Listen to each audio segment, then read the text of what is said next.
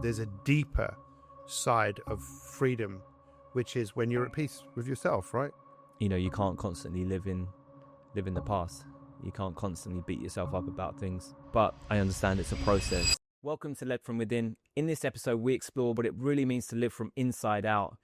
The key theme is freedom and how freedom really comes from inner authority, authenticity, and it's not about outcomes. If you're somebody who deems to be successful from the outside, but you know there's an inner void, maybe this is an opportunity for you to stop, rethink, and really reevaluate what success really means to you. I hope you enjoy the episode.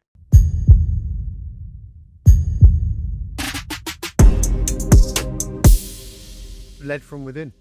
Led from within. Why? Why did you decide to take this message, this philosophy into the world? What does it mean? Being led from within is being led from our discernment, being led from a place of knowing our purpose, knowing our will, knowing the will on our lives, as opposed to being driven by self, motivated by outcomes. And truly, I think that's the ultimate. I think that's the peace that people are clearly looking for. What do you think most people are looking for? People are looking for something to fill something that is missing. Yeah. And that's the best way to put it, because everybody's wants are slightly different. But, you know, I know we're going to talk about this idea of freedom quite heavily. Yeah. Which is something that popped up. I put on my Instagram not too long ago. What does success mean to you? And a lot of people put freedom. And again, it's another buzzword. I'm not sure people really have taken the time to dissect that and really understand what freedom means to them. Yeah. I think a lot of people have this idea that freedom is out there somewhere and it's in something outside of themselves. And ultimately, as I've said before, it leaves them to a bit of a cliff edge. Yeah. My coach said to me something which I struggled with when he first said it. He said, everybody's lost. That's his belief. And I thought about it. And I think a lot of people around the world, I'm not sure everybody is, but I think a lot of people are lost. Do you see that in the work that you do? Yeah, I think there's always a part of us which is constantly evolving, redefining, realigning, learning. So there's a sense of that we're all lost is it maybe a harsh word, but I think we're all winging it, aren't we? We're all figuring it out as we go. Even the people that seem to have it all together, they're still learning, they're still growing. No one's got this whole thing figured out. Some are just better at performing it than others, I'd say. Yeah.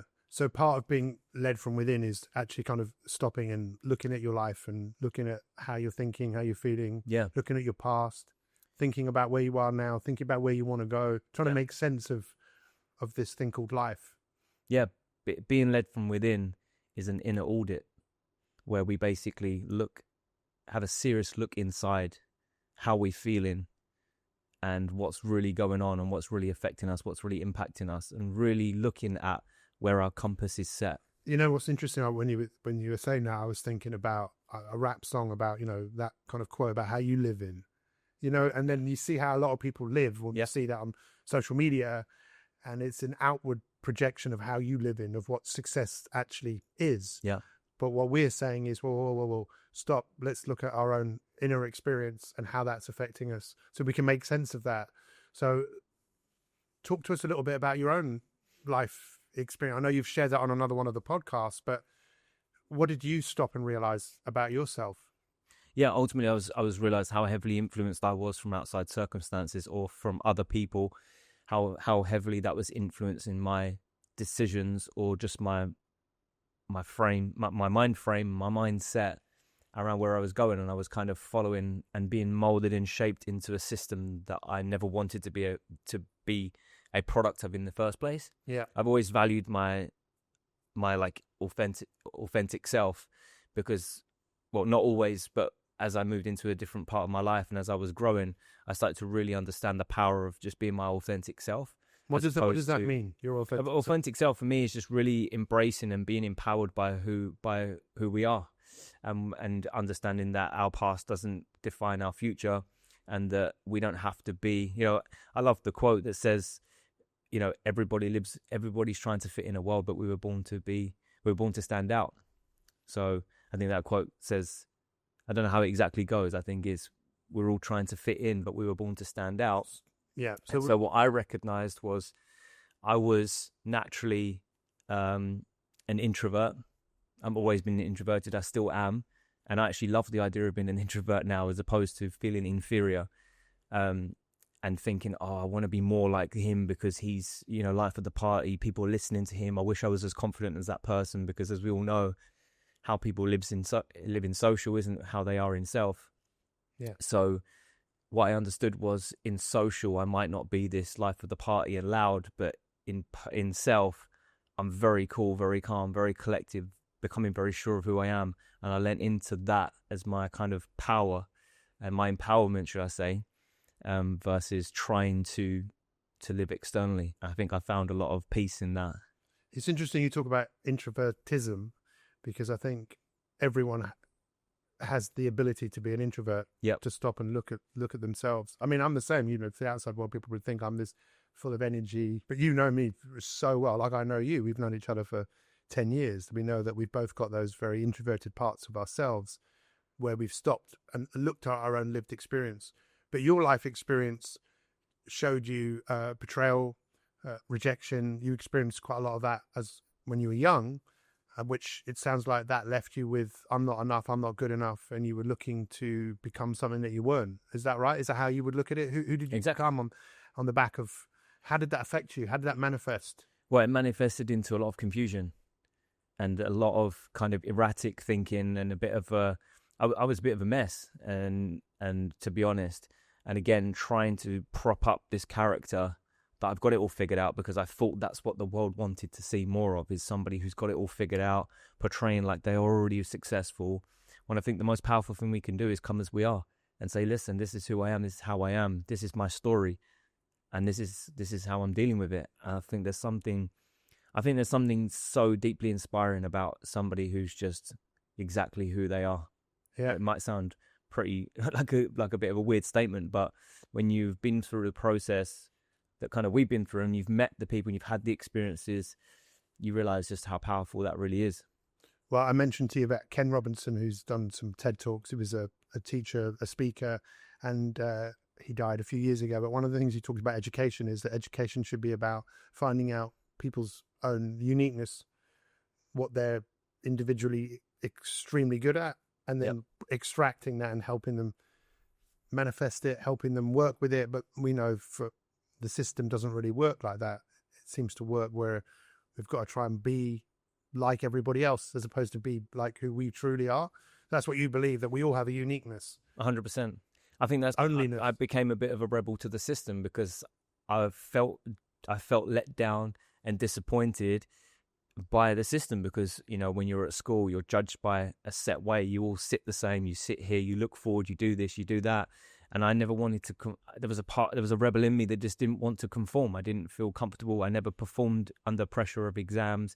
But if you put me in a different environment, I would thrive. But we weren't judged based on the environment that I thrived in. We were based in a set environment. So, there's an old quote: if you judge a frog by how it can climb a tree, then it's only ending one way. So, yeah, I think the system unfortunately doesn't allow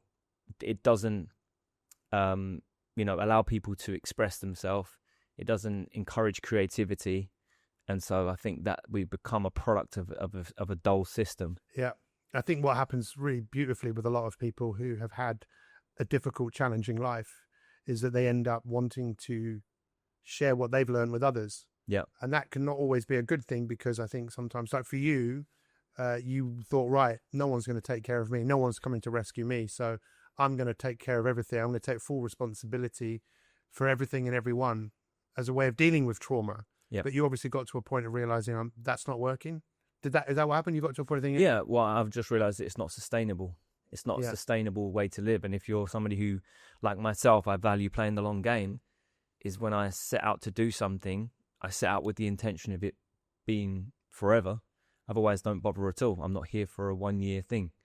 And so when I started to feel this inconsistency and this pull and conflict and burnout of trying to be the hero for everybody, realized ultimately all I was trying to do, it was trying to fill a void in self.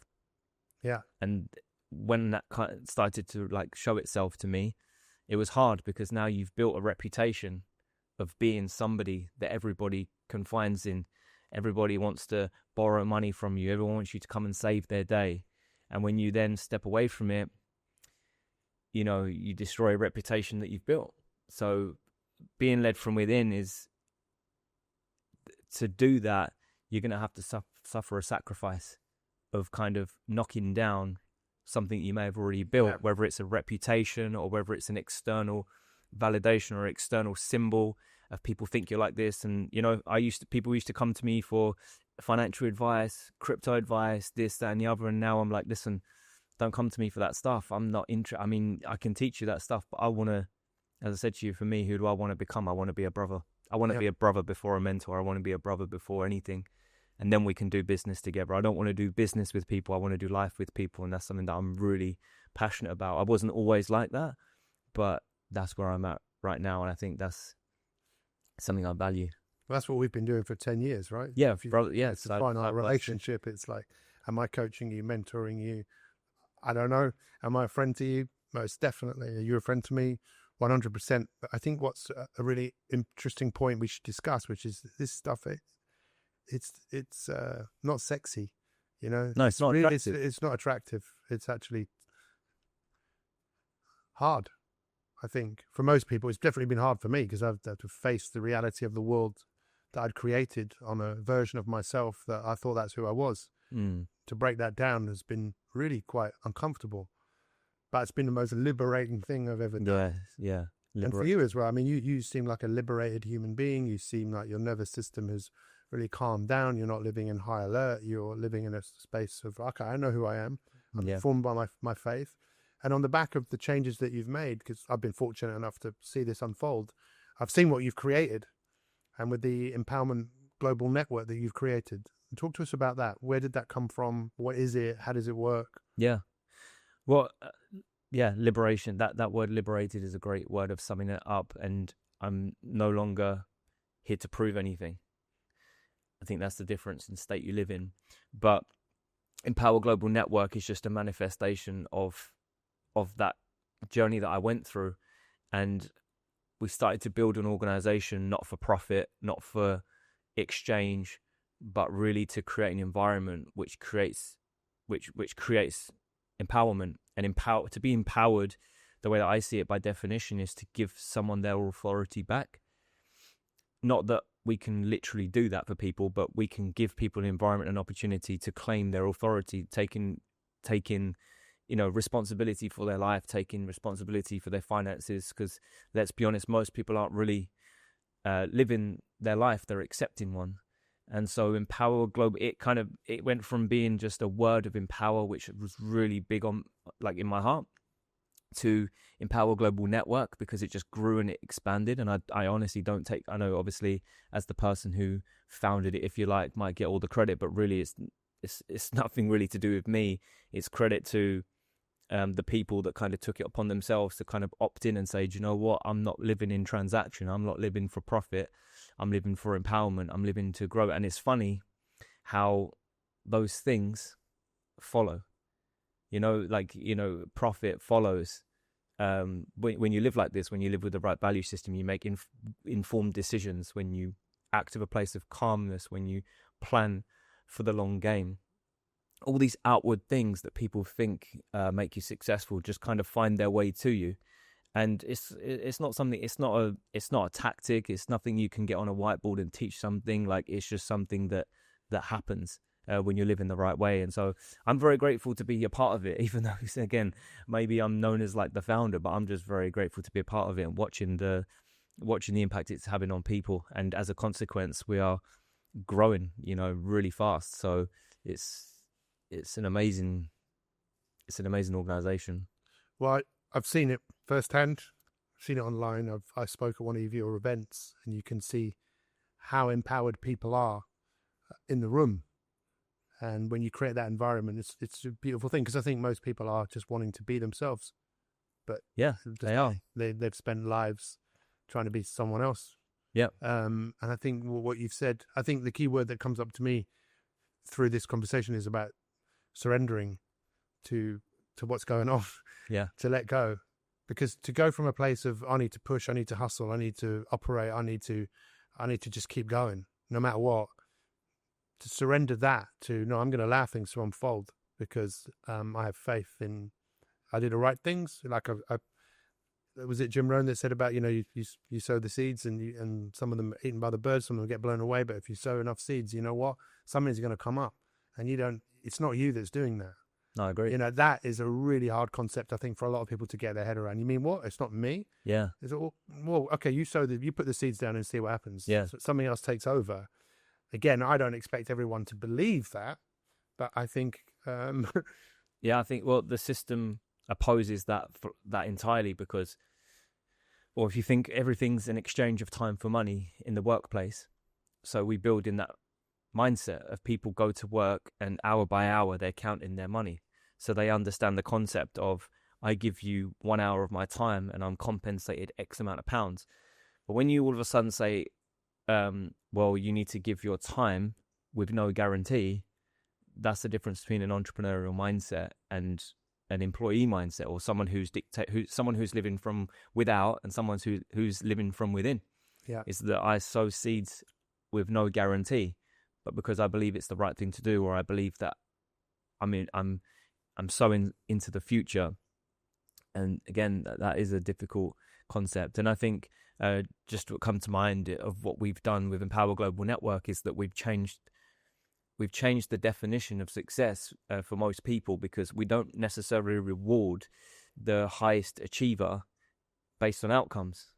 So, you know, I love recognizing people for their transformation in their fitness, you know, which might be kind of a bit of an outcome because they changed their body, but more importantly, it's about what's going on inside, of course, to change their habits from eating bad foods and being very like lazy, or most of it comes down to busyness, to auditing their life and saying, well, listen, I'm going to start putting this first because how I feel and how I show up is different. So, you know, we gave, recognition for somebody who had an amazing transformation with her health. And, you know, there were people in the room that have had the biggest years of their life financially. But I don't think, you know, if we recognize people by outcomes, we just fuel that outward living. Yeah, it's fascinating. You know, when you've said about what's going on inside, I know you've seen this with people who are struggling in terms of financially, are struggling in life, and they are depressed, they're lonely, they're sad, they're anxious, they're frightened. But I know that you've also seen that with people who, to the outside world, would see people that, wow, you've just got it all. Yeah, you have got it all. Look at how you're living, you know. And a lot of those people that you've seen, they have the same. They're still struggling inside. What's going on there? Do you think? What's happening with people that because of what perceive freedom to be? Yeah. Because I think the perception of freedom is, Dan, look how I'm living. Yeah. You know, I've got this. I got that. I got this. I got this. Yeah. Which actually is a Casio watch, which was 10 quid. But you know what I'm saying in terms of that's what a lot of people think freedom is. Yeah. Where have we got it wrong? Or is it to say it's wrong? Well, who knows whether it's wrong? I'm not here to say I'm right or wrong. I'm just here to say this has been my experience. I think experience is the best teacher. Because theory can be created out of thin air. There's many of people, and again, this concept of freedom is just a marketing tool for a lot of people. Yeah. So they go online and they sell you your own freedom, and it's actually enslavement. It's the very opposite, because now you're enslaved by things, people, personas, characters that it's exhausting to try and live up to this level that you're just not. So it could take a long time to really unpack it, but ultimately it all comes from living outward and not living from within. And if you are led by outside, you'll be led astray, and you'll be led into this idea that freedom is over here, and to get it, you need to buy my course, or be like me, or be like my coach, or be like my mentor. And that's why I see so many people, again, they've been led astray, and I always say like led to a cliff's edge, because they kind of get there and I think, they told me it would be like this, but maybe they were following someone who was just a good marketer not a great person. Yeah. I don't know, but that's what I see a lot of today. So I feel compelled to put this information out there. That's the reason why this is here, because I'm not prepared. I'll never forget what one of my, my coach told me is, as a leader, it's more important to think about what you save people to than what you save them from. If you save someone from financial obscurity or tough times to this idea of freedom, have you actually helped them, or have you just buried them even further? So I'm very mindful of where we're leading people, and if you want to lead people in the right way, it has to be led from within, from a place of your value system and truly what you look into the whites of their eyes, but you're seeking their heart, not looking into their eyes, counting how many dollars, counting the dollar sign above their head. That's the difference between being led from within and being led from without.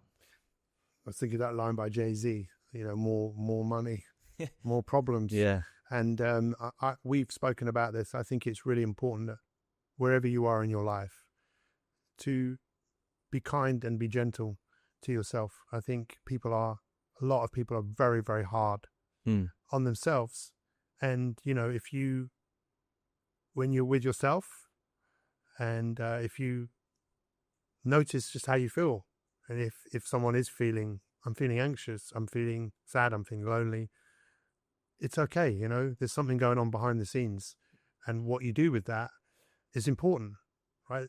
I think keeping it to yourself is dangerous. Yeah. I mean, the last few months, I know 2 people that aren't here anymore because they chose to take their life. I'm always curious what must be going on behind the scenes that would make someone make that choice in life. What would you encourage someone to do? Someone who wants to be led from within. What are the kind of first steps to changing? Yeah, I think number one is really slowing down and opting out of the life that you're in, the life that's leading you astray, the life that is causing this fast pace. It's very overwhelming. That's one thing. That's the best word I can explain, because I've experienced high levels of anxiety when I was younger. I used to be out. I've had it even everyone experiences anxiety at some point. But especially when I used to go into places like shopping centers when there was a lot of people. And if you know about that, like in Bruce Almighty, when he's sitting at the table and he can just hear all the prayers. Yeah. I used to get that massively, and I would just get worked up and then really overwhelmed. And then I'd, instead of relieving myself and being having some compassion for myself, I'd get really angry at myself, and I'd get more angry and frustrated myself because I was feeling like this. And really that was again driven by, this isn't normal, I shouldn't be like this, why is it like me, and being a victim to myself. And the change, first of all, is that I was somebody that never asked for help. I would never ever ask for help for anything, because I saw it as a weakness because of my past. I saw it as oh no, Dan, if I put my hope or my faith or my problems in the hands of Pete, he's going to let me down. And that was really difficult for me to break that barrier. But once I did, I started to really see who's with me and who's for me. And now I have, I think, a brotherhood or a sisterhood or, fellowship in life. Doing life with people is really powerful. But again, most people have opted in for a dog eat dog, I'm king of the castle, I'm number life, it hustle and bustle. So yeah, slowing down, giving yourself forgiveness. A lot of people are still running around with such trauma from their past and guilt, everything. Shame. And slowing down, confiding in other people, spending time with yourself, not being obsessed with feeding and fueling this kind of alter ego, this other character that you're trying to become, and really understanding what it is that you're supposed to do. Not everybody's supposed to be who they're trying to be. We weren't really planning to talk about addiction, but I think it's important to recognize addiction, especially when it comes to social media. Yeah. It's designed to be ridiculously addictive. And again, I think kindness to oneself is so important, because you're not alone if you are addicted to whatever those things might be: alcohol, drugs, pornography, social media. But to be able to stop and know, first off, I know you're a big advocate of this, that you're not alone. But if you keep it to yourself, you are alone. Yeah. If you share it, I think it's important, right? To share what's going on. No, 100%. But I do see a lot of people who are very broken because they've had their trust broken before.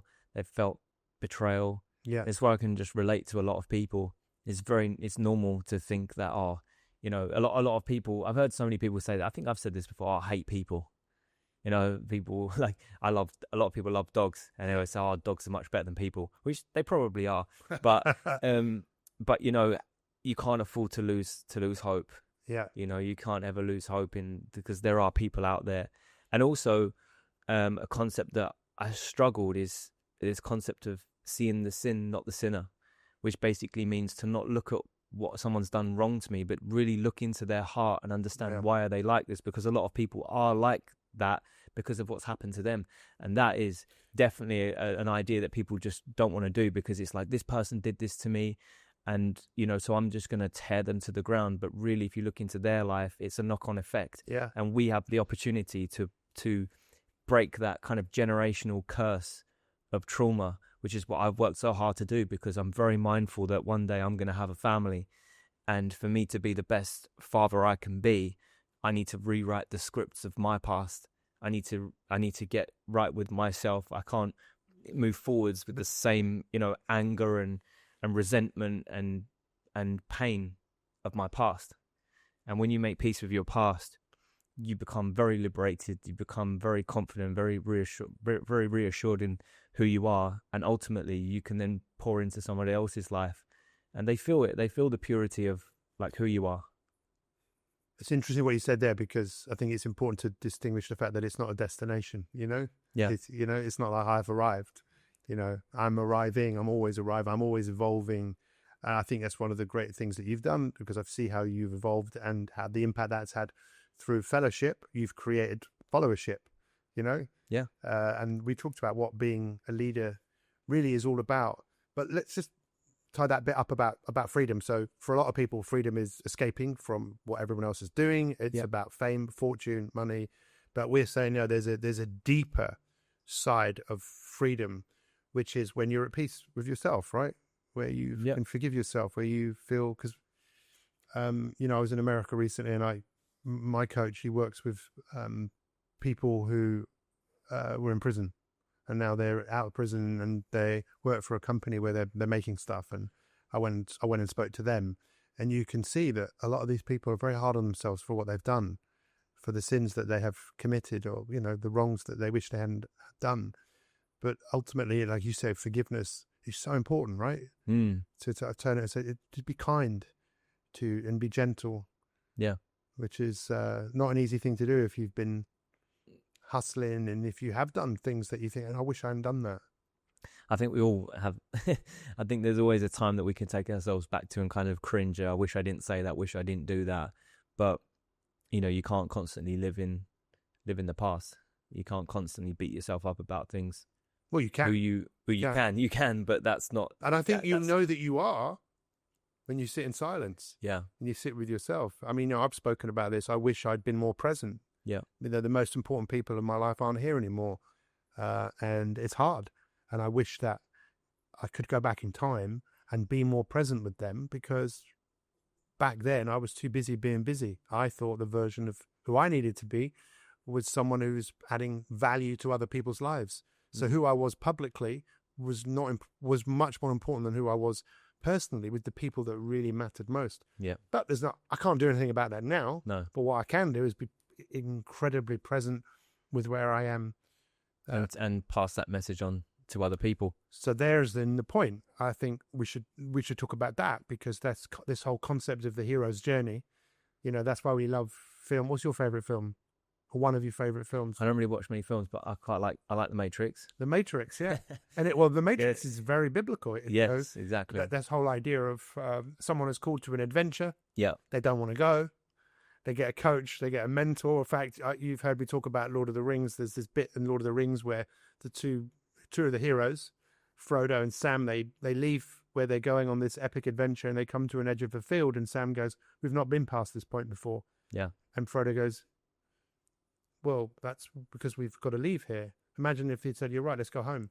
That we're all Yeah. that we love these journeys, but what I think what the point I want to make here is that you go on this journey, you face something, it's difficult, it's challenging, but you overcome it. But the whole reason for overcoming something is that you can then pass on what it is that you have done, but not just pass on, it's pass on who. You pass on your presence to people because of the transformation that you've made. And that's what you've done with Empowerment Global Network, right? Yeah, 100%. And now that's what you're doing with Led From Within. This is like the next season of your life. Most definitely. And how does that look to you? What is it that you want to see happen as a result? What would you like to have happen? Yeah, for people to send people on the ultimate journey, which is to go within. And I think if people go, if they really take that journey seriously, I think it will lead them to only one place, which is to eventually come into faith, which is my ultimate kind of joy for people. But I understand it's a process, and I understand that even if I'm not here to force anyone to do anything. What I do know is that your quality of life, your self-esteem, your confidence, your outcomes will actually benefit long term, but it will be a different sense of accomplishment. It's a different type of freedom. It's a completely different type of freedom. Your leadership will go to the next level. Not leadership as most people see it. You won't all of a sudden be king of the castle with most followers and everybody loving you, but you'll have a family that loves you, and you'll have it because leadership ultimately starts at home. How you lead yourself, how you lead your family, how you lead the people that you love, and manifests into, this kind of outward kind of declaration, which will be a byproduct of doing the right things. So it's living from almost, or I'd say the right way round, but in society, it's living back to front, really. Inside out. Living inside out rather than opposed to living outside in. So the type of freedom that we're talking about seems to be that when people they go from confusion to having some sort of clarity. There's a calmness instead of constant urgency. There's confidence without arrogance. This is the type of freedom that we're talking about. Exactly, yeah. And they're great attributes of a great leader as well. So let's just start to wrap this up. Let's talk a bit about faith. I know we've mentioned it on some of the other podcasts, but why is faith so important? When Napoleon Hill in Think and Grow Rich talked about applied faith, what do you think he was talking about that as if it was one of the most important principles? Yeah. What does that mean, applied faith? Yeah, I think Napoleon Hill came from an idea of that is kind of it's already done type, confidence of because he teaches you these kind of more secular and more tactical kind of ways of doing things, but faith is essentially believing that something's already happened, which is kind of my Christian faith as well, because ultimately I believe that Christ laid his life down for us, so that it's already done. So there are no kind of necessarily do this, do that. Christ says, listen, I've already paid the ultimate price. All I need you to do is just believe and let me into your life. So believe, what do you mean? Believe in what? Believe that life has already been paved out for you? Yeah, that your sins have already been forgiven, or you have the opportunity to. So where does choice fit into that? The fact that, free will and choice. Yeah, well, we all have free will. It's it's a very interesting thing because people like to use it in fascinating ways. And what makes somebody go and kill another person is pretty wild versus somebody who chooses to do the right thing. But we all have this, God gave us this amazing thing of you can pretty much choose to do whatever you want. Here's the consequences. Here's the kind of benefits, if you like. And I think the reason why this is so important to me, and I talk about brotherhood and fellowship, is because the gate to kind of sin is so wide, but the way to the righteous way is so narrow, meaning that it comes down to a lot of distraction, I guess, where it's so easy to just be led astray and out into all these worldly things and prop your self-esteem and self-worth and all these things and be distracted by, what you said about, cigarettes, alcohol, porn, all these things that are just so like the flesh and the worldly part of you just kind of loves these things, but deep down our soul hates them. So it's quite fascinating. But the journey of faith for me was often it's when we're at our wit's end. Yeah. and we find Nice. something to cling to. And for me, it was one of the most liberating. The best way to explain it, because I came to faith at my lowest. I see people all the time. I think people love the idea of being spiritual, but I don't think that's the way. So a lot of people will say, I see people say, oh, God is the greatest, God is great. They always seem to post these things when everything's going fine, but that's not really. That's when you kind of treat God like a symbol, or like a genie in a bottle, where it's like, oh, he's answered my prayers. But really, ultimate faith is when you're down on your knees and you have nothing, but you still have the capacity to believe and have faith. The definition of faith, I know I'll get it wrong now, but it's the substance of things unseen. Yeah. Be sure of what you cannot, being certain of what you cannot see. Yeah. I think faith is, for me, it's about having trust that there's something outside of me that's supporting me. And as you know, I think it's so important to create the space for people to work this out for themselves, rather than being told this is the way. Yeah, absolutely. I think, again, somebody who really, a real devout Christian, in my opinion, is somebody that gives you that experience through who they are and how they live. Not somebody who tries to, I'm not here to convince anyone anything. I'm just here to share my truth, share my experience. And my hope is that people will come to knowledge of the truth by their own accord. So what's fascinating is I think we love to see people who overcome severe adversity in situations. One of those persons is Viktor Frankl, right? So he wrote the book Man's Search for Meaning, who was a prisoner in a concentration camps during the Second World War. But he had faith that he believed there was something beyond where he was, that all of this suffering would have some meaning and he would make some meaning out of the suffering. And I think that's important what you said there, that having faith in those difficult and challenging times, whether you believe in a higher power, God, whatever it is, I think it's really important, right? Yeah, absolutely. And also to have people around you who support you in the ups and the downs of life, because life isn't necessarily particularly easy, right? No, I mean, the difficulty is part of the formula. Life, if life was easy, it'd be pretty boring. If everything was kind of just figured out and everything was, there wouldn't be much point to it. Yeah, if you knew everything that was going to happen, if you had absolute certainty, like you knew when you were going to die, you knew when you were going to eat, you knew when you were going to go to the toilet, you knew everything. Yeah. I think life would be quite boring. You're right. Yeah. I think it's that uncertainty. But being able to manage the uncertainty is where I think faith, being led from within, is, because uncertainty is, I think uncertainty is everywhere. Change is everywhere. Yeah, uncertainty. I think, for me, the only two certainties is death and Christ. Everything else is. What about taxes? There's ways that, Dubai is showing a different way of living, but everything else is speculative. Everything is a speculation. We speculate to accumulate. We hope that the price of the stock market goes here, but truly no one actually knows. And so it comes back to, when you're led from within, you're not led from a place of what happens outside is completely irrelevant. Yeah. Because, what's going on in here is not subject to change. So that being led from within is really that not much really changes inside. There is a constant state that you can return to where there is some sort of peace, even though things might happen that are difficult to deal with, or great things might happen. It still doesn't change who you are deep down. You might enjoy those things, you might find them difficult, but deep down you have a real inner sense of who you are, what you're about, what you're here to do.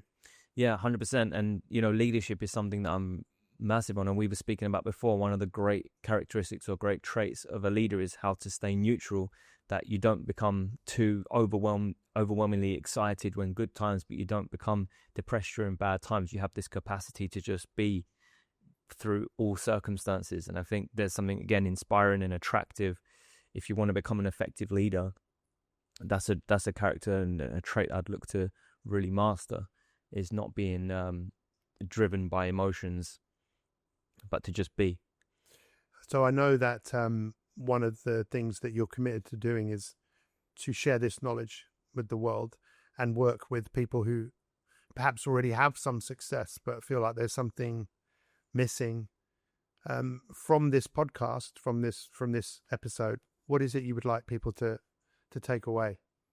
Yeah, well, I hope that they can find meaning, their own meaning in what we're doing. Hopefully they can find their voice, and hopefully they can, continue to get alongside myself, and we can go on a journey together, whether it's literally in person or whether it's digitally or just through listening to this content. That's what I want. I just want to do life with people, offer service, completely with no transaction. I'm not looking to, I'm not charging people for anything. I just want to journey alongside them. Keep sharing my experiences. I'm only 32 years old, so I'm sure, in 10 years' time, there will be another evolvement of what we're speaking about, and it will come with even more experience and more knowledge and more certainty and more clarity. And I just hope we can go on that journey together, and we can see lives improve. Fantastic. I think that's it for now, right? Yes. Thank you, Pete.